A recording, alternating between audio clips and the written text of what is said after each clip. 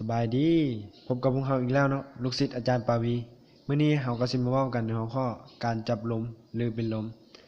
การจับลมหรือเป็นลมแม่นการหมดสติที่เกิดขึ้นทันทีทันใดย้อนการหยุดทำงานของหัวใจในระยะหนึ่งและเฮ็ดให้เส้นเลือดบ่สามารถไป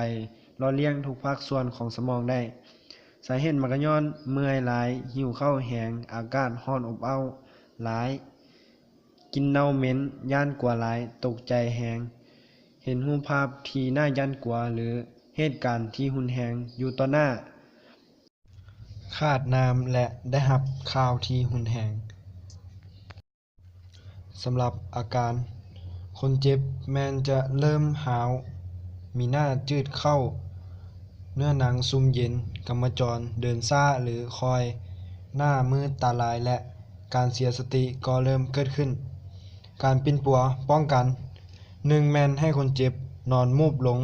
หรือว่านั่งย่อๆให้เอาหัวก้มลงระหว่างขาของหัวเข่า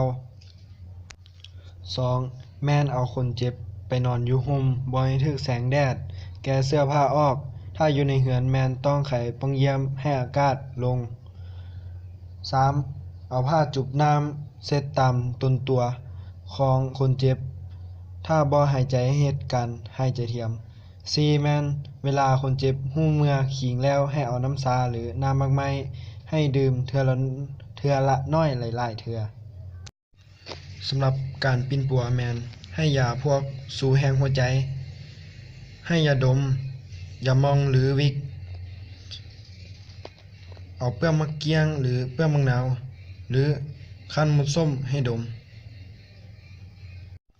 ขอขอบใจที่รับชมรับฟังคลิปของเราจนจบและพวกเราก็ได้กล่าวคำว่าสบายดี